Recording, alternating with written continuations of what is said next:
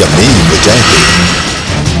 भगवान के वरदान, रोगियों के भगवान श्रद्धेय आचार्य बालकृष्ण जी को न्यायालय से जमानत मिलने पर शत शत प्रणाम। ना रुकेंगे, ना झुकेंगे और ना बिकेंगे। हम आखिरी दम तक लड़ेंगे और जीतेंगे। हमारे बीच में परम पूज्य सिद्धलिंगेश्वर स्वामी दावणगिरी से, पूज्य श्रद्धेय निरंजनपुरी स्वामी जी कागिनेले से, परम पूज्य महंत शिवाचार्य स्वामी जी गुलबर्गा से और परम पूज्य वेंकटरमणज जीआरएस स्वामी जी बेंगलोर से। एक बार सभी पूज्य हमारे संत महापुरुषों का सबकी ओर से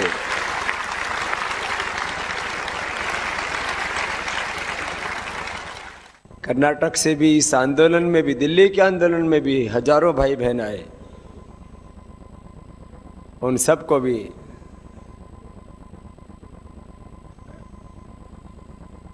एक बार, क्योंकि पूरा उत्तर भारत तो था ही, उसमें दक्षिण भारत से, कर्नाटक और आंध्र प्रदेश से भाई बड़ी संख्या में आए थे, उनको भी एक बार बहुत बहुत अभिनंदन है।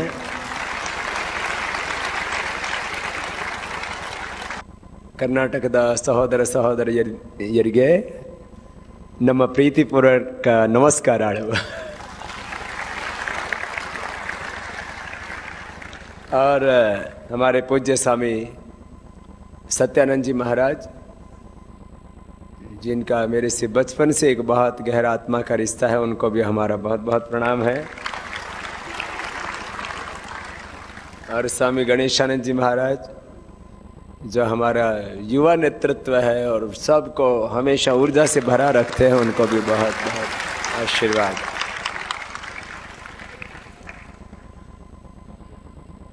जालिमों ने हमेशा ऋषि आत्माओं पर बहुत जुल्म किए। सृष्टि के आदिकाल से देवासुर संग्राम चलाया है। भगवान राम ने, भगवान कृष्ण ने कितने कष्ट से, हमारे ऋषि मुनि जो निष्प्रिय रहते थे, हमेशा निस्वार्थ भाव से मानवता की सेवा करते थे, उनके ऊपर कितने जुल्म और जातियां हुए। और वर्तमान युग में भी गुरु नानक देव जी से लेकर के और गुरु अर्जन देव जी, गुरु गोविंद सिंह जी, सब महापुरुषों के साथ में इतने जुल्म और जातियां हुई, लेकिन कभी वो सच की राह से डिगे नहीं।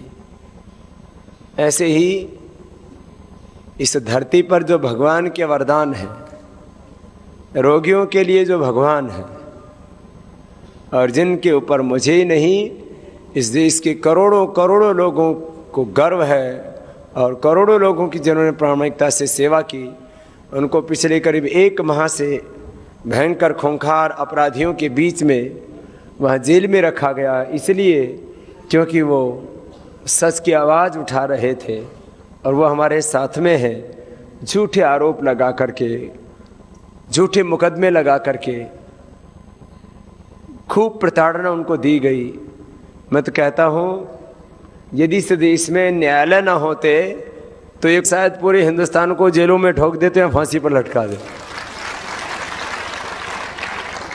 हम देश की न्याय व्यवस्था का सम्मान करते हैं, और क्योंकि ये खबर तो मेरे कहने से ही पहले पूरे हिंदुस्तान में फैल चुकी है, आज उच्च न्यायालय ने, हाई कोर्ट ने श्रद्धेय आचार्य श्री को जमानत दी। उसके लिए हम कृतज्ञता प्रकट करते हैं।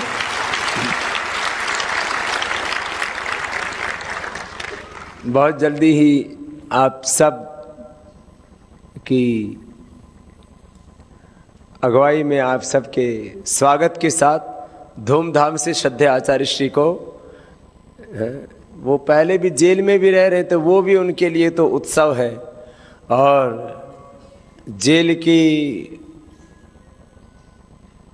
चार दीवारी के बीच में रह करके ना, आदमी के भीतर एक अलग प्रकार की अग्नि पैदा हो जाती है। पहले वो अग्नि तो थे ही, अब वो महाअग्नि बनकर के, सूर्य के समान बनकर के, वो महाक्रांति के उद्घोषक बनकर के उसके निकल रहे हैं बाहर। आज श्रद्धेय आचार्य श्री के कारण से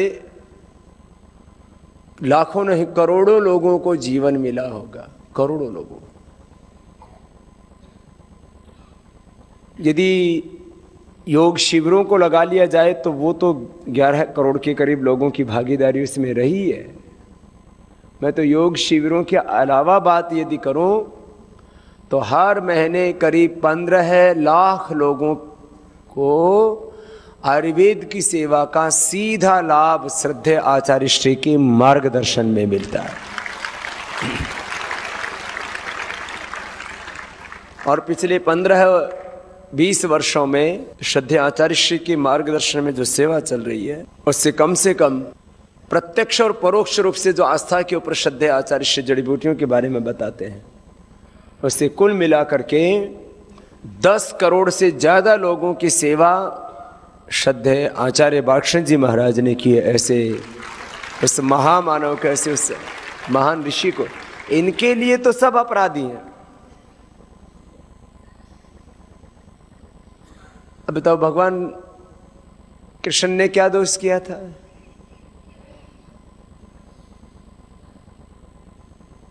वो कंस और तमाम जो राक्षस थे उनको लगा कि ये देवकी के उदर से जो पैदा होगा ना, बोलो वो उनका काल बन करके आया है। जैसे कंस को ये लगता था कि कृष्ण उनके लिए काल बन के आने वाला है और पहले से उनकी जो है माता पिता को कारावास में डाल दिया, वो तो पैदा ही जेल में हुए। ऐसे ही को लगता है कि ये बालकृष्ण भी उनका काल बन करके पैदा हो गया है।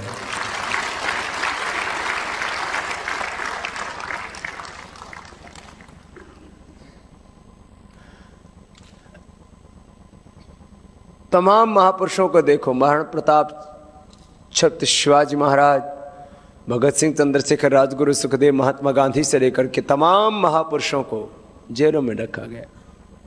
गैलीलियो जैसे वैज्ञानिक को, सुकरात जैसे संत को, माता सीता को रावण अपहरण करके लेके गया तो कहाँ रखा था? अशोक वाटिका तो नाम था उसका। वो राक्षसियों के बीच में उनको ऐसे ऐसे डराती रहती थी राक्षस कि अभी खा जाएंगी। माता सीता को भी जेल में रखा गया। तो इस बार हमने कहा हमको नहीं डाल रही सरकार जेल में, तो इस बार हमको गिरफ्तार भी किया तो बोला अभी जाओ। मैंने कहा ऐसे कैसे चले जाएंगे, जेल में डालो। तो बोले जी हमारे पास इंतजाम नहीं है। मैंने कहा इंतजाम हो या ना हो, एक रात तो हमें जरूर जेल में जाना ही है, जिससे कि हमारे ऊपर भी ठप्पा लगे, कम से कम ये सर्टिफिकेट मिले कि भाई हम भी देश के लिए एक दिन तो जेल में जाके आए ही। जेल जाना एक देशभक्तों के लिए गौरव की बात है, एक क्रांतिकारियों का महातीर्थ है। अब श्रद्धेय आचार्य श्री जैसे महापुरुष जिन्होंने करोड़ों लोगों की कितनी सेवा की है, करोड़ों लोगों के भीतर देशभक्ति का भाव भरा है, उनको बोलते हैं देशद्रोही है। अरे हिंदुस्तान के जिनके माता पिता हैं ऐसे 70-80 लाख भारतीय मूल के नेपाली नागरिक हैं, और नेपाली मूल के जिनके माता पिता नेपाल के हैं, भारत में पैदा हो गए, तो ऐसे करीब 85 लाख लोग होंगे। इतनी ज्यादा बेहुदी बातें करना कि बस मुकदमा चला दो, किसी को भी फंसा दो। हमारे पूज्य स्वामी जयेंद्र सरस्वती जी के ऊपर तो हत्याकार हो। अभी इनकी योजना तो इतने शातिर हैं। इनकी योजना ये थी, प्लानिंग ये थी कि श्रद्धेय आचार्य श्री को पहले जेल में डालो और वहाँ फिर जहर दे करके उनको मरवा दो और उनकी हत्या का आरोप स्वामी रामदेव पर लगा दो। पहले आचार्य बालकृष्ण को खत्म करो, फिर स्वामी रामदेव को खत्म करो। लेकिन भगवत कृपा से ऐसा वो क्रूरता, ऐसा वो महापाप नहीं कर पाए। भगवान भी दुनिया में कोई चीज़ है।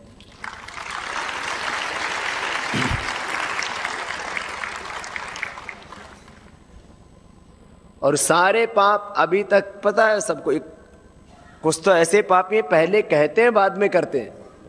तो उन्होंने जब ये अखबारों में निकलवाया कि स्वामी रामदेव आचार्य बालकृष्ण जी को मरवा सकते हैं, अरे मैंने कहा पापियों,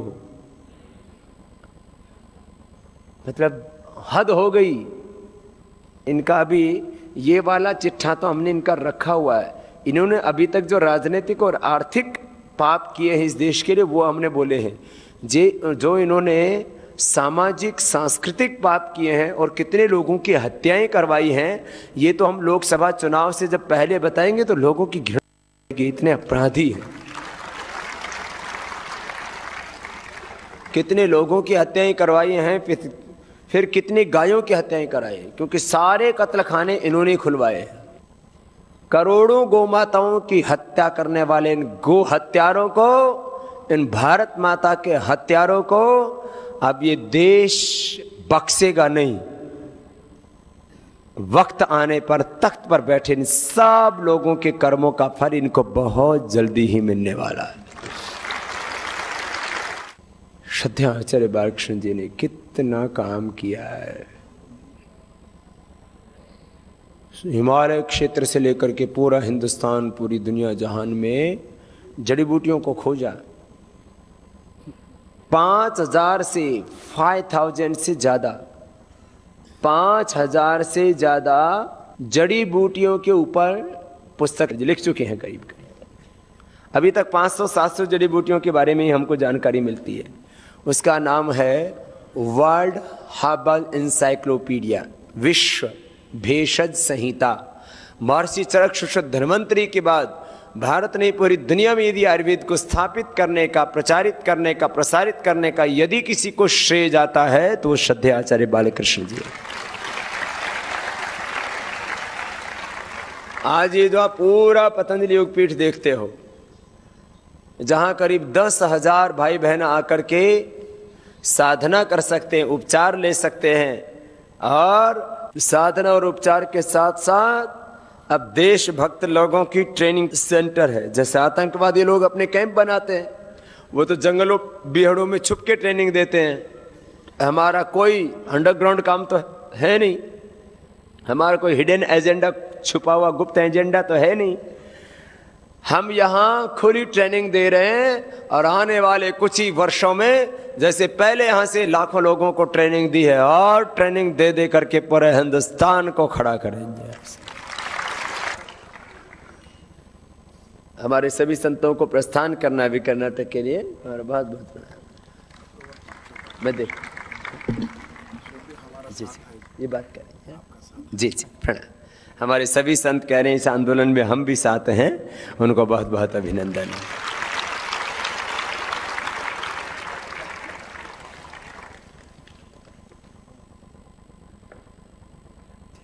और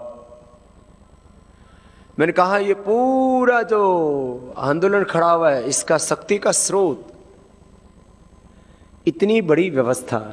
हम लोग गुरुकुल के पढ़े हुए, साधारण घरों में पैदा हुए। श्रद्धेय आचार्य बालकृष्ण जी के माँ बाप दोनों अनपढ़ हैं। स्कूल तो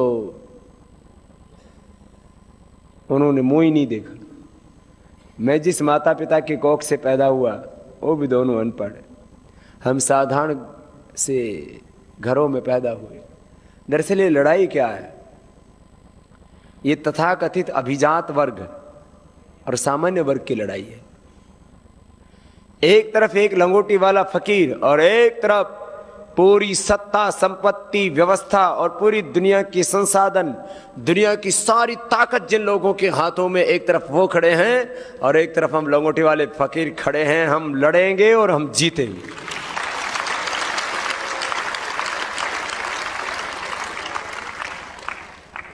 न रुके थे, न बिके थे, न झुके थे। क्यों रुके?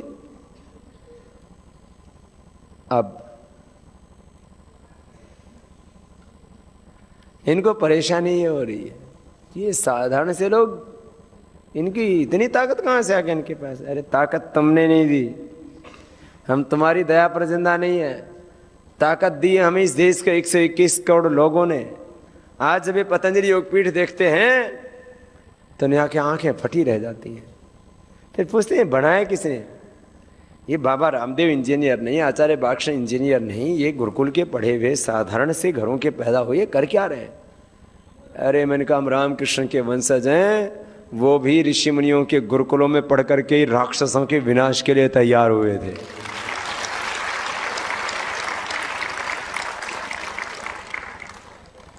इनको लगता है इतना बड़ा पतंजलि योगपीठ, प्रथम चरण, द्वितीय चरण, फिर इतना बड़ा योगग्राम, इतना बड़ा पतंजलि आयुर्वेद, इतना बड़ा ये आयुर्वेद का काम, इतना बड़ा ये प्राकृतिक चिकित्सा का काम, खेती का काम, स्वदेशी का काम, ये तो सरकारों की मदद से भी नहीं हो सकता।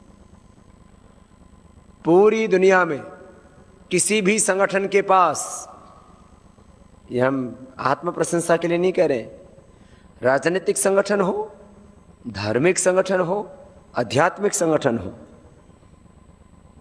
किसी भी संगठन के पास उसके मुख्यालय में इतना बड़ा इंफ्रास्ट्रक्चर नहीं है जितना पतंजलि योगपीठ और भारत स्वाभिमान के पास में।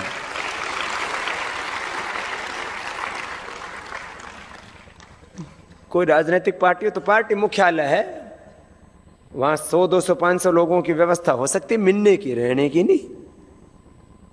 धार्मिक सामाजिक संगठन ज्यादा से ज्यादा 1000, 2000, और यहाँ तो सब कहते ये हो क्या गया, ये बन कैसे गया? मैंने कहा कौवे की कौ करने से पशु मरने लगे ने। कौवे गांव में ऊपर घूमते रहते हैं, काँव, आज ये मर जाए, आज ये घर की भैंस मर जाए, ये गाय मर जाए, ये पाडी मर जाए।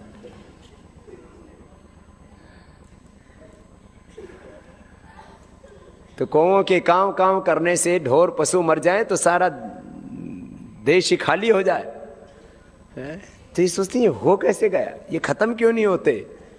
अरे मैंने कहा भगवान ने हमें इस पाप, अनाचार और भ्रष्टाचार को खत्म करने के लिए पैदा किया है, उसके बाद ही जाएंगे।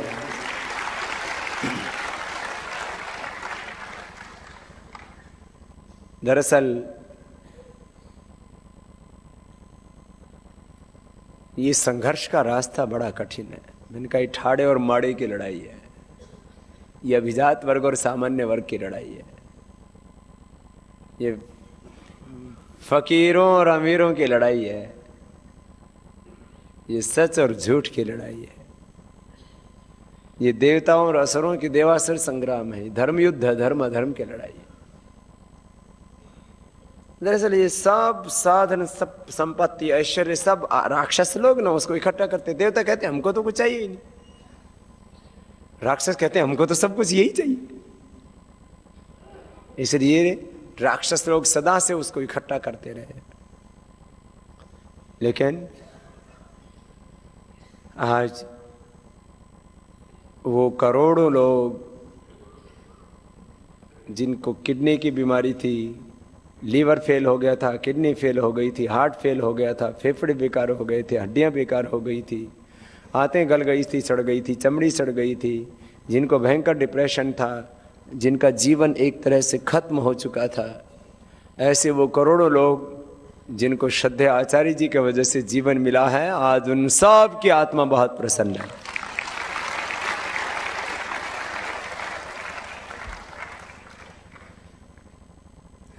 और ये अनुष्ठान अब लंबा चलेगा और इस अनुष्ठान में आप सबको एक बड़ी भूमिका निभानी।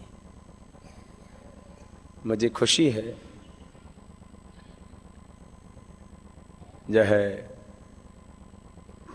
जब हमने आह्वान किया कि पूरा जीवन इस राष्ट्रीय यज्ञ में कितने भाई बहन अर्पित करेंगे। श्रद्धेय आचार्य श्री पर आरोप लगाए ने, बोले इन्होंने जो है ना फर्जी सर्टिफिकेट लगा दिए। अरे पहली बात तो यह कि हमारा सर्टिफिकेट फर्जी होता तो लगाते ही क्यों, हमें कौन सी नौकरी की। श्रद्धेय आचार्य श्री का हमारे तो बचपन से ही संकल्प था, मैं तो 25 वर्षों से जानता हूँ श्रद्धेय आचार्य भाषण। हमारा तो बचपन से ही संकल्प था कि हमें जिंदगी में कभी नौकरी करनी नहीं। बचपन से हम तो पैदा ही हुए हैं भगवान के लिए, सेवा के लिए, देश के लिए, दूसरों के लिए, सबके लिए। और आज शायद माँ बाप बेटों पर, बेटे माँ बाप पर, पति पत्नी एक दूसरे पर उतना भरोसा नहीं करते हो जितना करना चाहिए, या भरोसा कम हुआ या टूटा है। लेकिन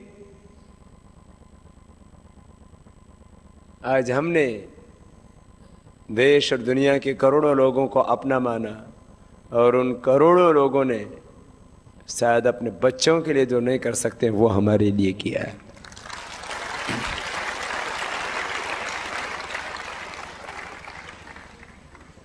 अपने आप को एक विराट उद्देश्य के लिए अर्पित करना एक बार तो हिम्मत का काम। अब जैसे आप लोग तो घर से आए हो तो आपको पता है कि आपको पतंजलि योगपीठ से आना है, इतना तो पता ही है ना। और माँ बाप को भी ये पता है कि हमारा बच्चा, हमारा बेटा या हमारी बेटी किसी गलत जगह नहीं गई। और जब हम घर से बाहर निकले थे हमें यही नहीं पता था कि हमें जाना कहाँ है। आप सोचो, श्रद्धेय आचार्य बालकृष्ण जी जब बाहर निकले तो उनको यही नहीं पता था हमें जाना कहाँ है। फिर भी हमने अंधेरे में छलांग लगाई, कर्म करते रहे, मेहनत करते रहे, जिद थी।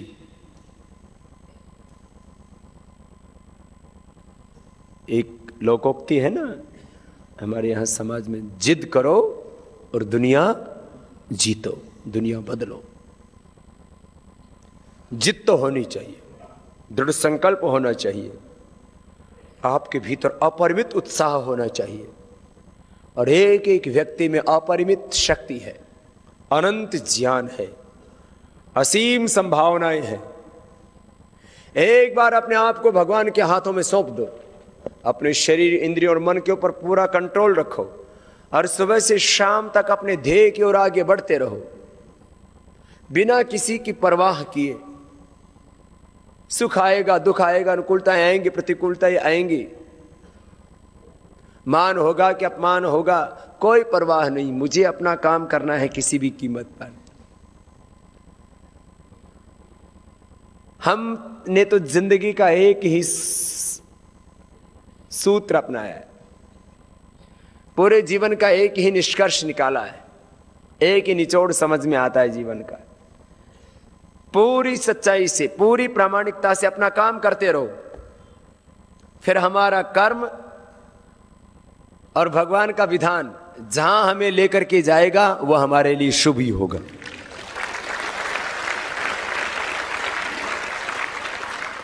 ये भीतर की करुणा, महर्षि पतंजलि कहते हैं योगी का जीवन कैसा, मैत्री करुणा मुदिता उपेक्षाणम सुख दुख पुण्य पुण्य विषणम भावना तश्चित्त प्रसादनम। सुखियों के प्रति मैत्री भाव, दुखियों के प्रति करुणा का भाव। जितने भी दुखी हैं वो योगी योगी नहीं जिसके भीतर करुणा का भाव नहीं। जो पुण्यशील हैं, उच्च कोटि के महापुरुष हैं, ऋषि आत्माएं हैं, उनके प्रति मुदिता का भाव। और जो असुर हैं, राक्षस, उनकी उपेक्षा करते जाना, अपने राह पर आगे बढ़ते जाना।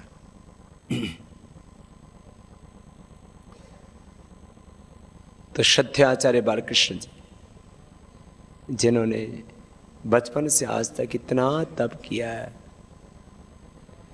इतना संघर्ष किया है, हम लोगों को याद है। देखो, लोगों को ना हमारा ये आज का दिन दिखता है, आज से 20 साल पीछे लेके जाता हूं, 25 साल पीछे लेके जाता हूं। गुरुकुल में हम लोग भिक्षा लाया करते थे, मेरे साथ में कभी कभी आचार्य बालकृष्ण जी भी लाया करते थे।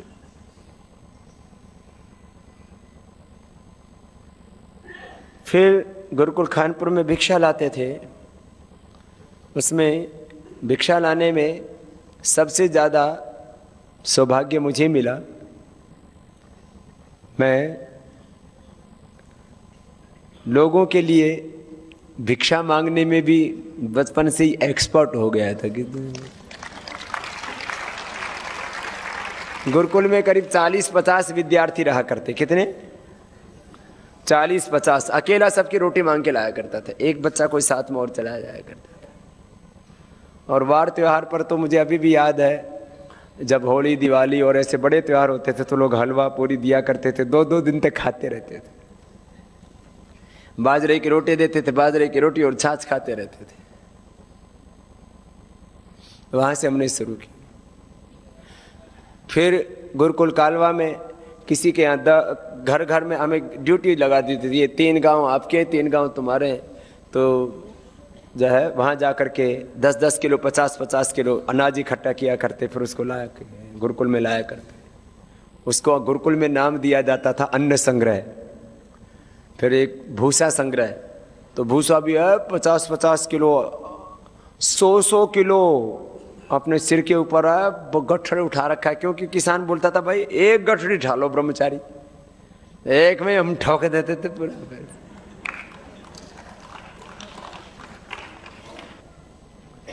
गुरुकुलों में हमने सुबह से शाम तक गाय की सेवा करना, पढ़ाई करना, खेती करना, सारे काम एक साथ। आज का रामदेव दिखाई देता है, आज का बालकृष्ण लोगों को दिखाई देता है, लेकिन हमने अकेले 20-20 गायों का गोबर उठाया है। हाँ, दूध निकालते निकालते अंगूठा दुखने लग जाता था, मतलब ऐसे लगता था टूट जाएगा, 20 गायों का दूध निकालना ऐसे।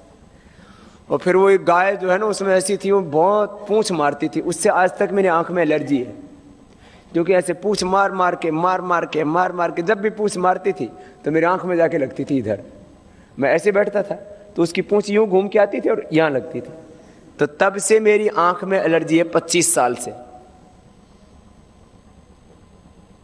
बोलते हैं ना बाबा जी आपकी आंख लाल क्यों हो जाती है, मैंने कहा गैया मैया का प्रसाद है।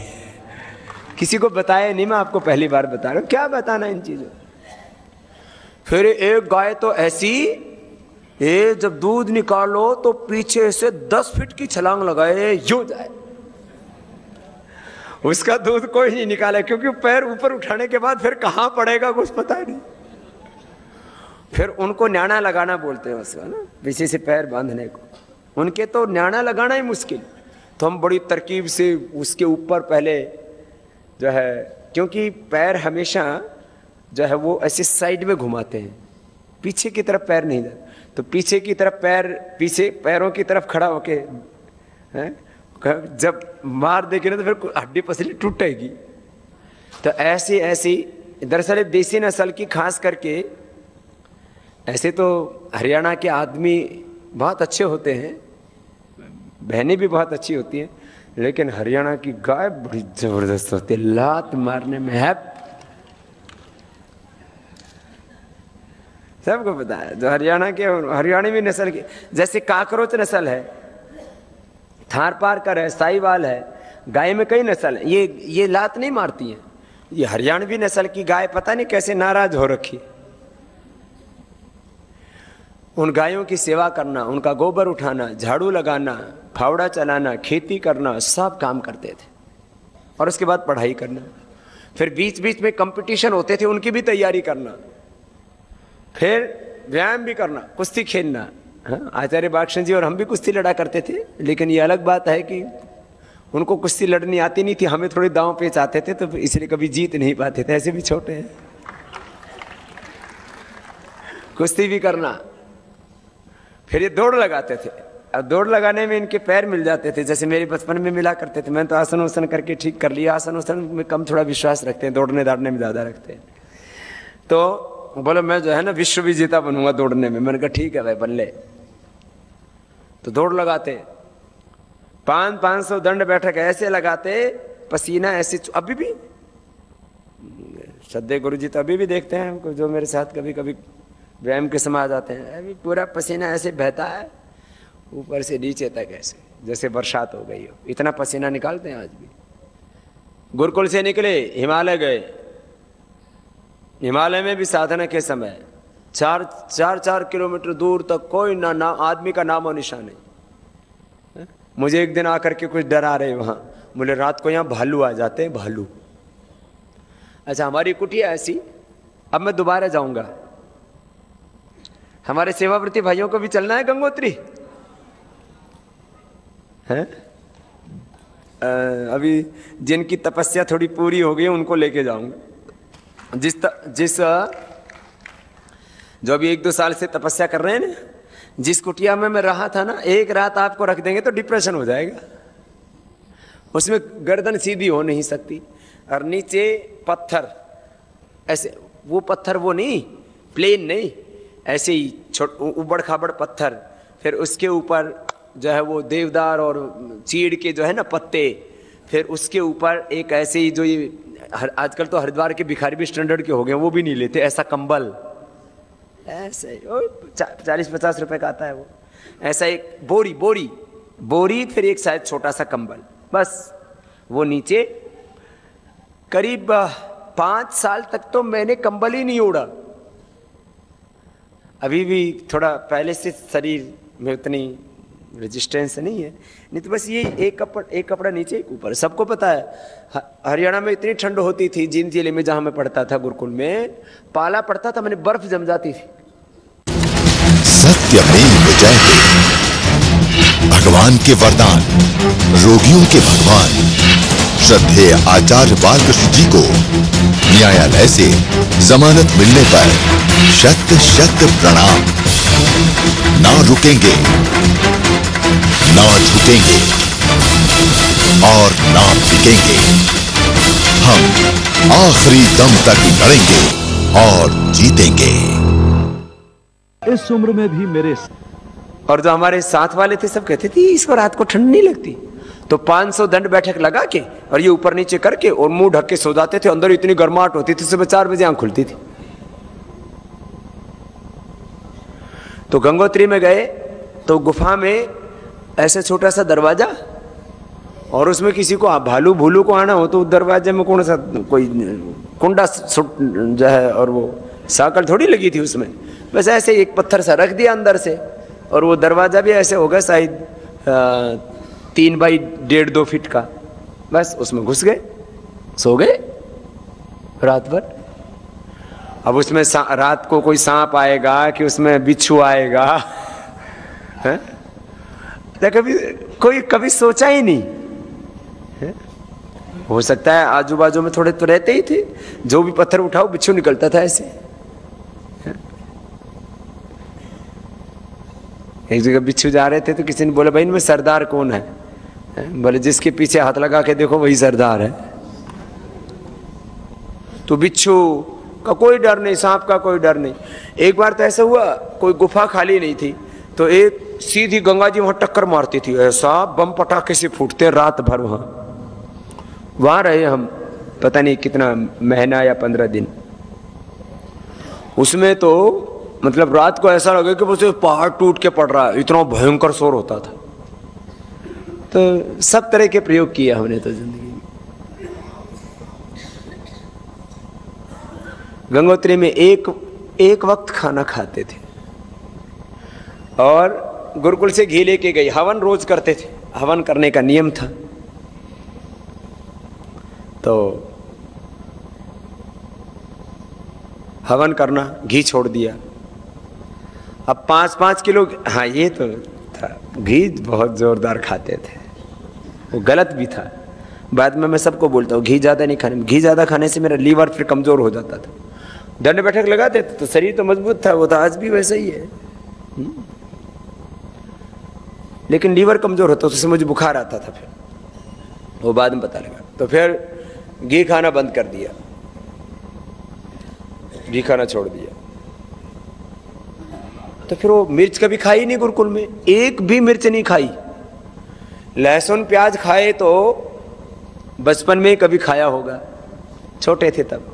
अब तो स्वाद भी नहीं पता लहसुन प्याज का स्वाद कैसा होता। अब तो कोई लहसुन और प्याज काट करके चाकू से और सेव आदि काटते तो अंदर जाता ही नहीं, उल्टी आती है, ऐसे हो जाता है। ऐसे तो औषधि है, हम सबको बता।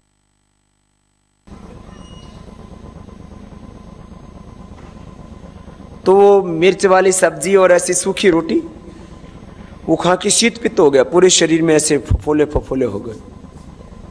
मैंने कहा होने दो भाई कुछ भी। तो फिर वो काली मिर्च और खांड वाला प्रयोग तभी से सीखा था, और अब मैं जो भी जिसको भी शीत पित्त होता है उसको वही बता देता हूँ। हाँ, एक हमारे मित्र हैं स्वामी अमरानंद जी उनके आश्रम में रहे हम लोग करीब एक या 1.5 वर्ष। एक और समस्या, गुणी आदमी जहां भी जाए ना उसको समस्या रहती है। सुन लो सब, हम जहां जाएं तो हमको वहीं से लोग कहते थे इसको उखाड़ो यहां से। जिस आश्रम में जाएं, जिस स्थान पर जाएं, क्योंकि हमारे पास लोग आके बैठने लग जाते थे, सत्संग करने लग जाते थे। लोग कहते थे अरे ये कहां से आ गया, हम महंत, हम यहाँ हैं, अवधूत हमको कहते हैं, योगी हमको बोलते हैं, तपस्वी हमको बोलते हैं, ये कल का छोरा कहाँ से आ गया। ऐसा वैसे अब तो हमने लोगों की सेवा की, उनका विश्वास अर्जित कर लिया है। पहले हम जैसे को तो कोई साधु ही मानता था, तो हमको तो ऐसे दूर बैठाते थे, पास में बैठाते भी नहीं थे। यहां आ गए, फिर पूज्य गुरुदेव शंकर देव जी हमें ले आए। अब कनखल जब आश्रम में हम आए तब आप सोचो क्या हालत थी। करीब 20 किराएदार, उनके सब मिलाकर के 40-50 लोगों का कुनबा, एक छोटा सा लाल मकान। हमारे जो पुराने सेवाव्रती है सबने देखा है, उसमें जिस कमरे में मैं रहा हूं वो भी देखा होगा आप लोगों ने। उस कमरे में ही मैं रहा हूं करीब 5-10 करीब 10 वर्ष रहा हूं उसी कमरे के अंदर। इसे तो घूमता रहा हूं लेकिन आता जाता उसी कमरे में ठहरता था। और वो सब का सामूहिक कमरा था, रात को सोता था और क्या, वहाँ सब उसी में आकर के खाते पीते वहीं बैठते थे, एक कमरा। फिर हम लोग खाने के लिए हमारे पास में कोई कहाँ से लाए, कोई नौकरी तो कोई करता नहीं था, दान कोई देता नहीं था। कौन कौन दे ऐसे नए नए आदमी को दान, तो कोई 100 देगा, कोई 50 देगा, 500 रुपये कोई दे जाता था तो हम सोचते थे भाई बहुत बड़ा सेठ आया है कोई। वो जो 500 रुपये देने वाले दिल्ली के लोग अभी भी मेरे पास आते हैं, मेरे स्वामी जी हम तो आपके बहुत पुराने चले हैं। मैंने कहा भाई तुम तो पुराने हो ही, 5-5 हज़ार रुपये उस समय देने वालों को हमें, मुझे अभी भी याद है। तो रसोईया कहाँ से रखेंगे, रोटी कौन पकाता था। मुझे रोटी पकानी नहीं आती, मुझे खिचड़ी बनानी आती है बहुत अच्छी, और हलवा एकदम टनाटन बनाना आता है। एक दिन तुमको भी बना के खिलाऊंगा।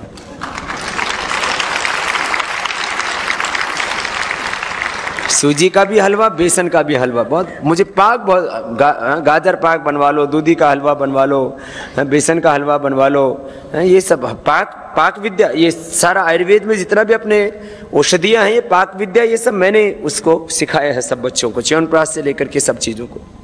हाँ, और हमको बाकी आता नहीं, छोंक भी नहीं लगाना आता हमको। आचार्य बालकृष्ण जी इसमें एक्सपर्ट थे। तो रोटी एकदम फर्स्ट क्लास बनाते थे हम। तो हमारे पास गैस थी ही नहीं, गैस कनेक्शन उस समय बड़ा मुश्किल होता था। तो एक राम सिंह एमपी हुआ करता था जी, बहुत दिनों के बाद उसका नाम याद आया। तो राम सिंह सैनी उनका नाम हुआ करता था, सहारनपुर के हुआ करते थे, उस समय सहारनपुर में ही पड़ता था हरिद्वार। तो वो यहाँ के एमपी थे, तो उन्होंने अपने कोठे से फिर हमको एक सिलेंडर दिलाया, एक पहला नंबर दिलाया, ये 424107 उसी समय का नंबर चल रहा है जो अभी भी है। तो उस समय गैस सिलेंडर तो था नहीं, चूल्हा भी था नहीं हमारे पास। तो गुरुजी के पास एक स्टोव था, वो मिट्टी का तेल वाला, जिसमें करके करते हैं वो, फिर उसमें जो है ऊपर से निकलता था, फिर वो तो उसके ऊपर तवे पर रोटी बनाते थे, और उस पर हम 4-5 लोग थे, तो ऐसे मिल बांट करके खा लेते थे। 50 किलो 100 किलो मुश्किल से आटा होता था, खत्म हो जाता था, फिर कोई ना कोई प्रबंध हो जाता था। छोटी सी नीचे वहीं एक रसोई का जीना था, जीना ऊपर चढ़ने के तो वो 3 बाई 7 फीट की जगह होगी, वहाँ रसोई बना दी हमने। वहाँ हमने सामान रख दिया अपना, ये स्टोव ये सब रख दिया, तवा तुआ और 5-7 बर्तन पतीला। अब हमने वो रसोई बना रखी। अभी मैं दिन में इधर बैठे, एक आदमी जाकर के दिन में वही मूत दिया है। मैंने कहा भाई ये क्या किया, बोले मैंने सोचा ये पेशाब खाना है। फिर उसको साफ करो।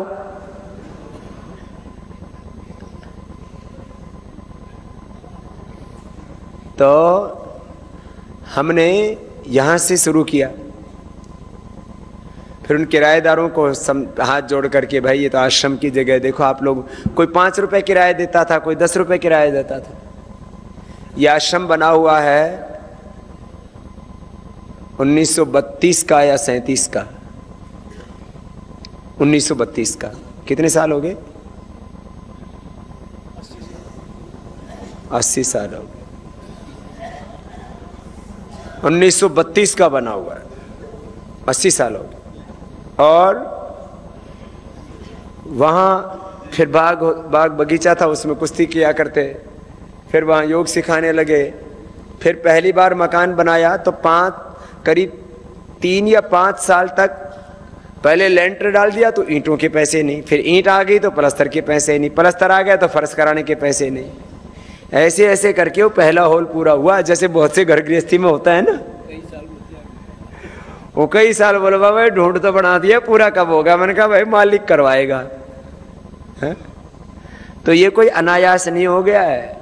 अभी का स्वामी रामदेव और आचार्य बालकृष्ण का रूप आप लोग देखते हो, जब इसके पीछे देखोगे तब आपको पता लगेगा यह अनायास नहीं खड़ा हो गया है। इसके लिए रात दिन पुरुषार्थ किया है और भगवान के ऊपर पूर्ण विश्वास रख करके निस्वार्थ भाव से जो सेवा हुई तो करोड़ों लोगों का विश्वास खड़ा हुआ। और आज वो हो गया जिसको देख करके अच्छे लोगों की आत्मा में प्रसन्नता है, और जो राक्षस असुर लोग हैं वो परेशान है कि ये हो कैसे गए। जहाँ हम कनखल में, जहाँ पुराना आश्रम है, उसके पीछे कोई नहीं रहता था, करीब आधा पौना किलोमीटर तक। उसको बोलते थे चोर गली। पीछे एक कोई आदमी रहता ही नहीं था। अब तो वहाँ कॉलोनियाँ बन गई चारों तरफ। जैसे हम यहाँ भी आए थे तब यहाँ आस पड़ोस में कोई रहता थोड़ी था। यहाँ तो मुझे अच्छी तरह से याद है, मैं पहली बार हरिद्वार आया था तो रुड़की से कानबाई करके आगे हरिद्वार जाते थे, बीच में लूटते थे लोग। तो यहाँ पर भी आज, पहले यहाँ 35 हजार 50 हजार रुपए में एक बीघा जमीन मिला करती थी। आज 50 लाख रुपए। हम तो भाई चले जा रहे हैं। अरे आज यहां तक पहुंचे, इसमें भी लोगों को आश्चर्य होता है। कल को जहां पहुंचेंगे वहां एक नए युग का निर्माण होगा।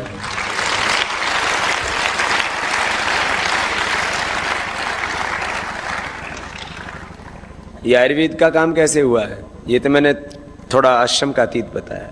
फिर पतंजलि योगपीठ के लिए जमीन ली, जो पहले योगपीठ के लिए जमीन ली थी, अभी तो वहाँ नदी बहती है सामने, ये पुल पार करके जगह ली थी सबसे पहले। एक सूरत के भाई हैं किशोर जी, उन्होंने सहयोग किया था। हमारे पास कहाँ है पैसा था, ये बात है करीब 15 साल पहले की। तो थोड़ा सहयोग किया तो जमीन ले ली, 12-15 साल, पता नहीं कितने। फिर उसके बाद फिर ये जगह ली, फिर ये जगह ली, ऐसे अनायास। अच्छा, ये हमको तो जमीन सब समझ में नहीं आता है। श्रद्धेय आचार्य श्री ने जमीन लेने से लेके, बनाने से लेके, ये सच बात है कि मुझे ये आंतरिक प्रबंधन, इंटरनल मैनेजमेंट, पूरा ये सिस्टम, ये ऐसे साधारण काम नहीं है। लोगों के 4 मकान बनाते हैं ना, तो कम से कम 4-5 बीमारी हो जाती हैं। ब्लड प्रेशर, शुगर, डिप्रेशन, और क्या क्या होता है, हार्ट की बीमारी है, और जल्दी बुढ़े हो जाते हैं, बाल उड़ जाते हैं, बुढ़े हो जाते हैं। ये सब इतना हो गया और चल रहा है। आयुर्वेद का काम कैसे शुरू किया? आयुर्वेद का जो हमने काम शुरू किया तो हमारे पास में छोटी छोटी खरल थी, फिर हमने लोहे की खरल ढलवाई, वो अभी भी है। उसमें अपने हाथों से गुटाई करते, गोलियां बनाते थे अपने हाथ से, पुड़िया अपने हाथ से सीलते थे, मोमबत्ती लगा के पुड़िया अंदर। अब तो आयुर्वेद में बहुत नियम कानून बना दिए इन बेईमान लोगों ने आयुर्वेद को ख़त्म करने के लिए, कि अब ये ऐसे कोई नहीं बना सकता दवा। उस समय इतने ज़्यादा, वो कोई भी वैद्य दवाई बना सकता है, तो उस समय हमने पूरी जो है अपने हाथों से दवाई बनाते थे, प्लास्टिक में भरते थे, फिर उसको ऐसे मोमबत्ती लगा करके ऐसे उसको पैक करते थे, फिर उसको भेजते थे। अपने हाथ से च्यवनप्राश बनाना, भरना, उसको आगे लोगों को देना, फिर गोली ये 250 mg की 500 mg की गोली हम अपने हाथ से बना करके फिर सिखाते थे, सबको ट्रेनिंग देते थे। पहले हमारे पास में जो सेवक रहते थे उनको 700-800 रुपए से ज्यादा देने के लिए हमारे पास तनख्वाह ही नहीं होती थी। उस समय के शायद 1-2 रसोई अब भी है जिनको हम 700 रुपए दिया करते थे, क्योंकि हमारे पास था ही नहीं, कहां से दे। और उस समय 700 रुपए भी किसी को मिल जाए ना तो यूं खुश होता था, 700 रुपए मिल रहे हैं हम। जिस माता को शायद 700 रुपए दिया करते थे आज उसको 7,000 रुपए मिलते हैं। वही गोली बनाती थी मैया, अब दूसरा काम करती। वहां से आयुर्वेद का काम शुरू हुआ। अपने आप आयुर्वेद की दवाइयों के नुस्खे बनाना, उनके लाइसेंस लेना, उसके सारा प्रोसीजर कराना, ये ऐसे काम नहीं हो गया। हमने एक एक काम जो पतंजलि योगपीठ में अपने हाथों से किया है। ये जो सबसे पहली गौशाला बनी तो उसमें ईंटें भी अपने हाथ से लगाई, क्योंकि उस समय हमारे पास में सीमेंट और रेता खरीदने के लिए पैसा नहीं था, तो हमने गारा बनाया, क्योंकि हम तो घर में अपने हाथ से चिनाई की हुई है। तो गारा बनवाया और ईंटें अपने हाथ से लगाई। और पहली जो वो शायद वो, हाँ वो गौशाला तो अभी भी, पहले गौशाला थी, अभी वो स्टोर बना हुआ है, वो हमने अपने हाथों से बनाई, अभी कनखल में आश्रम में है, अपने हाथ से बनाई। फिर उसमें जो है, क्योंकि मैंने कहा सीमेंट के लिए रेती का पैसा नहीं था, तो गारे से बना दी और ऊपर से फिर क्या करते हैं वो टीप देते हैं ऊपर से, 2 ईंटों के बीच में फिर जो है ना ऐसे वो लगा देते हैं, थोड़ा थोड़ा चद्दर लगा दी उसके ऊपर, टीन। बस पहली जो फार्मेसी है वो भी टीन की थी। फिर उसके बाद में उसके ऊपर गाटर पट्टी डाल दी जो राजस्थान में डालते हैं, फिर उसको पक्का बना दिया। फिर वो कम पड़ी तो दूसरी ले ली, फिर वो कम पड़ी तो तीसरी ले ली, वो कम पड़ी तो चौथी ले ली, फिर वो कम पड़ी तो अब तो दुनिया का सबसे बड़ा फूड पार्क यही बन गया।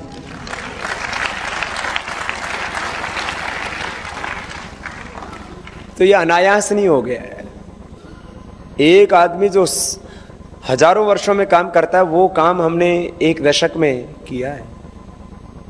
भाई बहनों, ये बहुत संघर्ष की सेवा की यात्रा। एक एक रोगी को देखना, संभालना, उसके बारे में शोध करना, एक एक बीमारी के बारे में, तो ये बड़ी यात्रा थी। यात्रा आज यहाँ तक पहुँची है। आज मैं गर्व से इस बात को कह सकता हूं कि दुनिया की 99% बीमारियों का हमारे पास में पूर्ण समाधान है।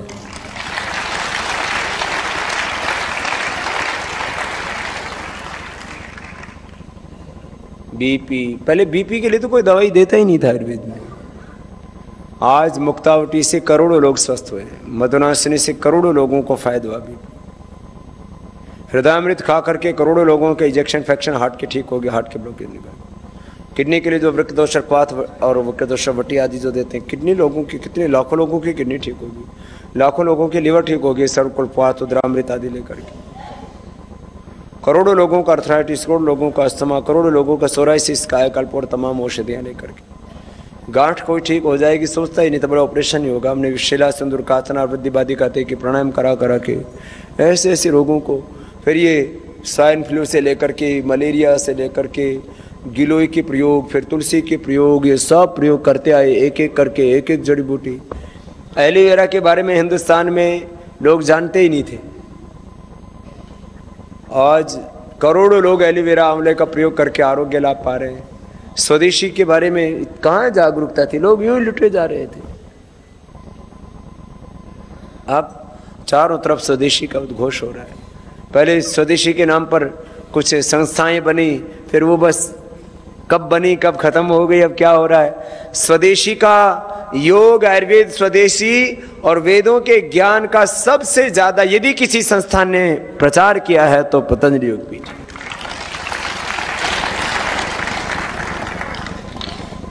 स्वास्थ्य की दृष्टि से, संस्कारों की दृष्टि से, सामाजिक दृष्टि से, सांस्कृतिक आध्यात्मिक दृष्टि से, धार्मिक दृष्टि से, राष्ट्रीय परिप्रेक्ष्य में यदि पतंजलि योगपीठ की सेवाओं का मूल्यांकन किया जाए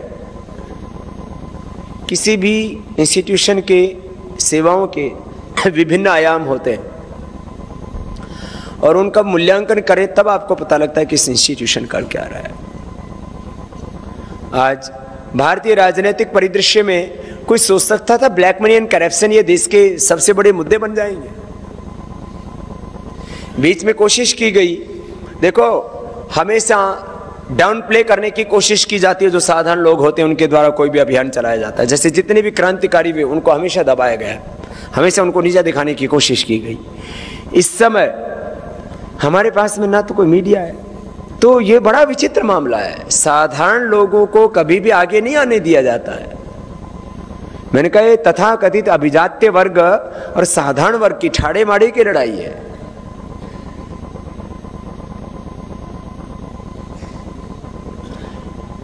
आज ये जो इतना बड़ा आभा मंडल बन गया है, इसमें बीच में यही कोशिश की गई। अब योग आयुर्वेद और स्वदेशी में तो निर्विवादित नाम पतंजलि योगपीठ का है। अब काला धन भ्रष्टाचार के मुद्दे के लिए हमने अपना खून पसीना बहाया, फिर किसी को ला करके बैठाया, बोलो नहीं नहीं ये तो देखो भ्रष्टाचार तो ये दूर करेंगे। लेकिन इस सृष्टि में सत्य भी कोई चीज होती है। इस सृष्टि में भगवान का भी एक विधान है, ईश्वर की न्याय व्यवस्था है। आज इस भारतीय समाज में, इस पूरे आकाश में जो काले धन भ्रष्टाचार और इस भ्रष्ट व्यवस्था के खिलाफ यदि कोई सबसे बड़ी बुलंद आवाज है तो भारत स्वाभिमान युवा भारत और इस योगपीठ परिवार की। कुछ पानी के बुलबुले की तरह उठे और फूट गए, कुछ को हमने ही खड़ा किया और फिर हमको ही बताने लगे तुम कौन होते हो। मैंने कहा जी हम तो फकीर हैं, हमें कोई लेना देना नहीं। भगवान ना करे आपको खूब सुयश मिले। ईश्वर की व्यवस्था पर हमको हमेशा भरोसा होना चाहिए। हमारे भी कुछ जो कार्यकर्ता हैं, साधक हैं, भाई बहन हैं, उनके भी मन में एक सवा वर्ष से कुछ थोड़ा गफलत सी, कुछ कंफ्यूजन सा, कुछ निराशा सी, वो सारी दूर हो गई और 9 तारीख के बाद एक विजय ही विजय चल रही है।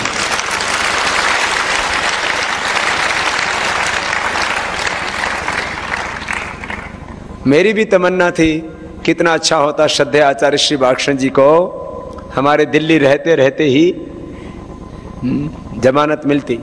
अब क्या करें, कोर्ट के ऊपर हम बोल नहीं सकते, इसलिए ना उसमें दखल कर सकते, ना हमारी वो हैसियत है, क्योंकि पूरा तंत्र इनका बनाया हुआ है। ये तो कुछ ऐसे जज हैं जो है बहुत कट्टर ईमानदार है। पूरा तंत्र इनका बनाया हुआ है, सारे IAS IPS ऑफिसर इनके बनाए हुए, जजेज इनके लगाए हुए, अलग अलग ऑफिसर्स इनके लगाए हुए, सब पूरा मिलिट्री इनके अंडर में, पुलिस इनके अंडर में, सारा income tax, sale tax, excise, ये वो सारा तंत्र, IB, रो, इंटेलिजेंस। आज यदि एक तरफ पूरी सरकार की ताकत, जिस कहते हैं ना सरकार कितनी बड़ी ताकत होती है कि एक दिन में खानदान को उजाड़ सकती है। मैंने कहा हम तुम्हारे सामने खड़े हैं, उजाड़ो, किसका उजाड़ते हो देखते हो। लेकिन आज हम खड़े हैं और खड़े रहेंगे और लड़ेंगे और हर मोर्चे पर जीतेंगे।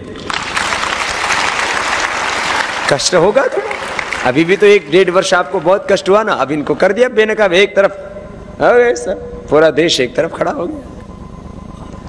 लोग बोले बाबा जी,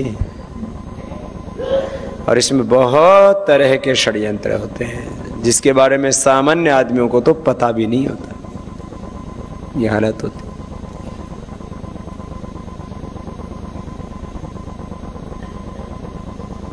तो भाई बहनों, आज तो हम इतनी सी बात करते हैं और आगे से अब सुबह शाम ये योग का अनुष्ठान, ये ज्ञान का अनुष्ठान ऐसे ही चलता रहेगा और हमारा प्रयत्न रहेगा, ये हमारा संकल्प है कि इस धरती पर जो रोगों के कारण से दुखी लोग हैं, किसी को बीपी, किसी को sugar, arthritis, liver, kidney fail, cancer, कैसी कैसी बीमारियां। सब रोगियों को न त्वहं कामये राज्यम न स्वर्गम न पुनर्भवम कामये दुख तप्तारम प्राणानाम आर्तिनाशनम। जो रोगी हैं उनको निरोगी बनाएंगे, जो दुखी दरिद्र हैं उनके जीवन में भी खुशहाली लाएंगे। जो जिनका हक छीन लिया है कुछ बुरे लोगों ने, भारत माता को नीलाम कर दिया है कुछ लुटेरों ने, जल जंगल जमीन भू संपदा सब कुछ लूट लिया, इस सारे हिंदुस्तान को हम बचाएंगे और आगे बढ़ेंगे। इसमें बहुत संघर्ष करने पड़ेंगे, हम हर संघर्ष करने के लिए तैयार हैं। और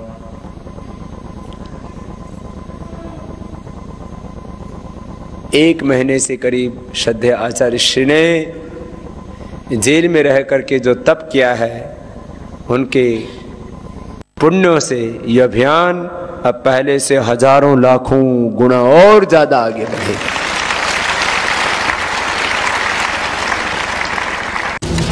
सत्यमेव जयते।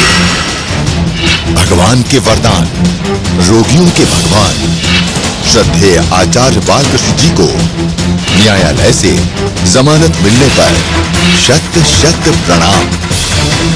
ना रुकेंगे, ना झुकेंगे और ना बिकेंगे। हम आखिरी दम तक लड़ेंगे और जीतेंगे।